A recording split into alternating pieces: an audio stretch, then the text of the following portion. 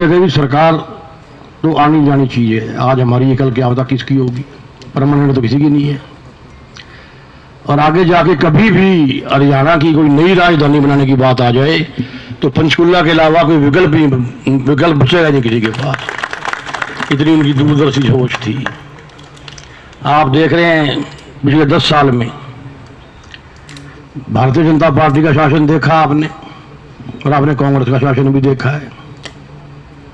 Vote डालने का अधिकार में बहुत कुर्बानियां देने के बाद मिला है। तो हमें तुलना करनी चाहिए कि कौन सा उम्मीदवार, कौन सी पार्टी हमारे इलाके का विकास कर सकती है, प्रगति के रास्ते पे लेके जा सकती है। ध्यान से सोचेंगे तो पंचकुला का नाम ही कांग्रेस पार्टी का नाम ही आपके जहन में आएगा।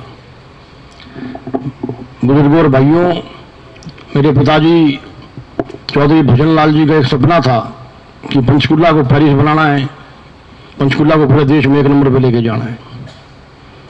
और हर औलाद का ये धर्म है कि अपने पिता का सपना पूरा करे। मेरा भी ये धर्म बनता है, लेकिन मैं ये तभी कर सकता हूँ जब आपका आशीर्वाद, आपका सहयोग, आपका समर्थन, आपका कीमती वोट आप हमें यहाँ से दे के कामयाब करेंगे। हमारे यहाँ सबसे बड़ी दिक्कत बेरोजगारी की है। माँ बाप अपना पेट काट कर बच्चों को शिक्षा देते हैं, लेकिन सड़कों पर जब बेरोजगार घूमते हैं भी मन को बड़ी पीड़ा होती है। इसीलिए कांग्रेस पार्टी ने अपने मैनिफेस्टो में साफ लिखा है कि हर हाथ को काम देंगे, बड़े बड़े उद्योग लाएंगे हम, 2 लाख सरकारी नौकरियां खाली पड़ी उनको बहुत जल्दी भरेंगे हम। और दूसरा जो चैलेंज हमारे सामने है वो है नशे का। आजकल हर मोड़ पे, चौराहों पे चिट्टा बिक रहा है, ऐसे ऐसे नशे बिक रहे जिनका नाम भी नहीं सुना हमने कभी। बिना पॉलिटिकल संरक्षण के, बिना पुलिस की मिली भगत से ये काम हो नहीं सकता। आप सरकार बनाइए, मैं आपको वादा करता हूँ 48 घंटे के अंदर अंदर एक भी नशा बेचने वाला आपको इस शहर में नहीं दिखेगा। भाई चंद्रमोहन हिमाचल से वहाँ के जुझारू नेता बद्दी के वहाँ से रिप्रेजेंट करते हैं, एमएलए हैं और मौजूदा सरकार में मंत्री हैं। भाई राम कुमार जी का यहाँ पर आने में स्वागत करता हूँ। आप सबसे अपील करता हूँ कि ताली बजा के उनका स्वागत कीजिए। हरियाणा प्रदेश की तकदीर लिखने वाले पूर्व मुख्यमंत्री हमारे बुजुर्ग नेता स्वर्गीय चौधरी भजन लाल जी के सुपुत्र चौधरी चंद्रमोहन जी, जो बहुत ही होनहार और काबिल कैंडिडेट हैं। हमारी बहन पूनिया जी, जो यहाँ की एमसी के। कांग्रेस विकास का दूसरा नाम है। कांग्रेस का मैनिफेस्टो भाई शशि शर्मा जी ने यहाँ बताया। हिमाचल में हमारी सरकार बनी, अभी हमें 2 वर्ष हुए हैं। बड़ी आपदा से हम लोग जूझ रहे हैं। केंद्र ने हमारी ग्रांट्स बंद कर दी, लेकिन उसके बावजूद भी हमने 6 गारंटियां जो 10 गारंटियां हमने अपने मैनिफेस्टो में दी थी, उन 6 गारंटियों को हमने पूर्ण किया है। महिला पेंशन हमने लगा दी है। ओल्ड पेंशन स्कीम, जो आदमी 60 साल किसी भी सेवा पे रह गए, प्रदेश की सेवा करता है, जब वो रिटायर होकर जाता है तो बीजेपी ने उसकी पेंशन बंद कर दी थी। वो पेंशन हमने बहाल की। जैसे भी मामला है कि बुढ़ापे में आके लोग घर से निकाल देते हैं, तो उस चीज़ को स्थिर करने के लिए जिस आदमी ने सेवा की उनको पेंशन जो है 1,36,000 लोगों को हिमाचल सरकार पेंशन दे रही है।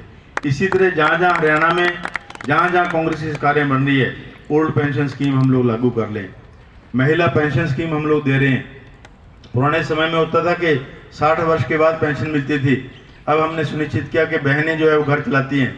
18 वर्ष से ऊपर और 60 साल के बीच में जो महिलाएं, बहनें या लड़कियां, हमारी नौजवान बहू हैं, उन सबको जो है वो पेंशन योजना कांग्रेस पार्टी यहाँ से स्टार्ट करेगी। और बीजेपी से जब पूछा जाता कि मैनिफेस्टो आपने कहा था, आपने 15 लाख की बात करी थी, आपने और सहूलतें देने की बात की थी, आपने 2 करोड़ नौकरियां देने की बात की थी, तो उनका जवाब होता है कि ये तो जुमला था, चुनावी स्टंट था। लेकिन कांग्रेस का मैनिफेस्टो जो है वो पत्थर पे लकीर है। और भाई चंद्रमोहन जी हमेशा आपके बीच में रहे हैं, आपके बीच में जो है वो रहेंगे। और पिछले थोड़े समय से आपने यहाँ दूसरे नेता को चुना, और लोगों से जैसे मुझे पता चला कि बहुत अहम उनमें है, लेकिन भाई चंद्रमोहन जी साधारण तरीके से जो है, इतने बड़े परिवार के और कई मर्तबा जो मुख्यमंत्री रहे, उनके बेटे में तो बहुत ज़्यादा अहम होता है। लेकिन भाई चंद्रमोहन जी नम्रता के प्रतीक है। मैं कहता हूँ कि ऐसे शरीफ इंसान जो है वो कैंडिडेट के तौर पे आपके सामने। विलेज एरिया भी हमारे पास है। मैं कई दिनों से काफ़ी गांव में घूम रहा था। जिस गांव से भाई चंद्रमोहन जी को कभी 50% से ऊपर वोट नहीं पड़ी, वहाँ पे आज 90% वोट जो है भाई चंद्रमोहन जी को पड़ रही है। मैं आपको बताना चाहता हूँ कि मुझे ऐसा लगता है कि हरियाणा में सबसे ज़्यादा मार्जिन से जीतने वाली सीट पंचकुला की है, भाई चंद्रमोहन जी की है। और आने वाले समय में पहले डिप्टी सीएम रहे हैं, अभी एक कैबिनेट मंत्री के रूप में जो है पहली लाइन में शपथ लेंगे। तो ऐसा सौभाग्य आपको मिलने वाला है और हमेशा आपके बीच में रहते हैं। तो मेरा आपसे निवेदन रहेगा, भाई शशि शर्मा जी ने आशंका जाहिर की है कि उस दिन छुट्टी है, हिमाचल नहीं जाएंगे। तो मुझे पता है शशि जी, पंचकुला के लोग बड़े समझदार हैं, ये अपने वोट का प्रयोग करके जो है वो हिमाचल आएंगे। क्योंकि मेरे फादर श्री ब्रह्मेंद्रा जी पटियाले तो आते ने ते परिवार नाल बहुत ज़्यादा लगाव और बहुत स्नेह बड़ा निग रहा है और प्यार रहा है। और मेरी ड्यूटी बनती है कि मैं साडे बुजुर्ग असी इन्हां लई आके दो शब्द बोल सकीए। और आप सब का मैं धन्नवाद करदा कि हरियाणा जिथे भी जा रहे हैं एको गल चल रही है कि हरियाणा में कांग्रेस पार्टी की सरकार, कांग्रेस पार्टी का परचम हरियाणा की विधानसभा में लहराने जा रहा है। ये बात सारे हरियाणा में चल रही है। बहुत समय नहीं लेना आपका, सिर्फ एक ही बात है कि पंजाब और हरियाणा जो भाई, बड़ा भाई कौन है अब कौन छोटा है वो बात नहीं रही। अब बात ये है कि जो 10 साल कांग्रेस पार्टी की सरकार रही है, चाहे वो स्पोर्ट्स के क्षेत्र में हो, चाहे वो खेती बाड़ी के क्षेत्र में हो, चाहे बिजनेस के क्षेत्र में हो, चाहे इकोनॉमिक एक्टिविटी के क्षेत्र में हो, हर स्तर पर अगर, क्योंकि मैं पंजाब से आता हूं, मैं अपने सूबे को पीछे नहीं कह सकता हूं, पर यकीन माने जब हम बात करते हैं पंजाब में हरियाणा की, तो हम ये कहते हैं कि हरियाणा हमसे कई गुना आगे निकल गया है। उसका कारण सिर्फ और सिर्फ मैं समझता हूं कि जो कांग्रेस पार्टी की सरकार 10 साल चली है उसने हरियाणा को हमसे आगे कर दिया। बड़ा भाई और छोटे भाई वाला जो फर्क है वो मिट गया है। और आपके चरणों में, क्योंकि सारे बुजुर्ग बैठे हैं, आपके चरणों में एक ही बेनती करने आए कि स्थिर सरकार दें, स्टेबल गवर्नमेंट दें और भारी मतों से भाई चंद्रमोहन जी को, हमारे तो अंकल हैं, अंकल को भारी मतों से आप जिताएं। जिताना आपने, गाड़ी पे झंडी ये खुद लगवा के ले आएंगे। ऑर्गेनाइजर सतीश बंसल जी, उनसे मैं प्रार्थना करूंगा कि वो आए और अपने मंच के बारे में बताएं और यहाँ की समस्या के बारे में।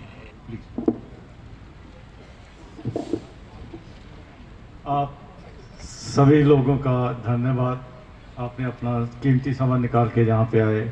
सबसे बड़ा चंद्रमोहन जी जिन्होंने अपना कीमती समय हमारे को दिया, हमारी समस्याओं को सुनने के लिए आपने यहाँ पे आए। हमारी जो हम संस्था चला रहे हैं पीड़ित माता पिता भलाई मंच, उसी के लिए मैं थोड़ा सा बोलूँगा। हम उन पेरेंट्स के लिए, हमारे पास आए भी हैं 2-4 पेरेंट्स जिनके लिए हम काम करते हैं। घर से निकाल दिया, किसी की आँख फोड़ दी, किसी को ज़मीन छीन ली, किसी को कुछ कर दिया। यहाँ पे ज्ञानी राम जी बैठे हैं और भी बहुत सारे लोग बैठे हैं जिनको बच्चों ने घर से निकाल दिया और ओल्ड एज होम में बैठे हैं। जो एक जैन साहब आगे हमारे, ये इनकी कोठी है 17 सेक्टर में, एक नाम की, 3 बच्चे हैं, तीनों ने घर से निकाल दिया। इनकी देखो आँख भी फोड़ी हुई है बच्चों ने। अब जो ओल्ड एज होम में रह रहे हैं, हम इनके भले के लिए काम कर रहे हैं। एक सरकार के पास गुहार लगा रहे हैं कि एक ऐसा कानून बने जो बच्चों को सजा दिला सके। जो ऐसे बच्चे करते हैं, माँ बाप ने जिसने पाल पोस के बड़ा किया, उसको किसी काबिल बनाया, किसी को डॉक्टर बनाया, इंजीनियर बनाया, या अपना खून पसीने की कमाई करके उसको आगे बढ़ाया। अब हम चंद्रमोहन जी से सोचेंगे जो वो अपने पावर में आए और इन बुजुर्गों के लिए, हमारे जैसे बुजुर्गों के लिए कोई ऐसा कानून ले। हमने मुख्यमंत्री को, ज्ञानी राम जी बैठे, कम से कम 50 बार मिले होंगे, सैनी साहब से, खट्टर साहब से भी। हमारा एक पैनल दिसंबर में ख़त्म हो गया, आज तक अब 10 महीने हो गए इसको ख़त्म हुए, अभी तक वो पैनल को नॉन ऑफिशियल मेंबर जो होने वो बनने थे वो अभी तक नहीं बनाए। बहुत बार रिक्वेस्ट करी, एक पॉलिटिकल एडवाइजर से ही मिले, लेकिन नहीं, कोई ऐसा नहीं है। बेचारे वो धक्के खाने को मजबूर है इधर।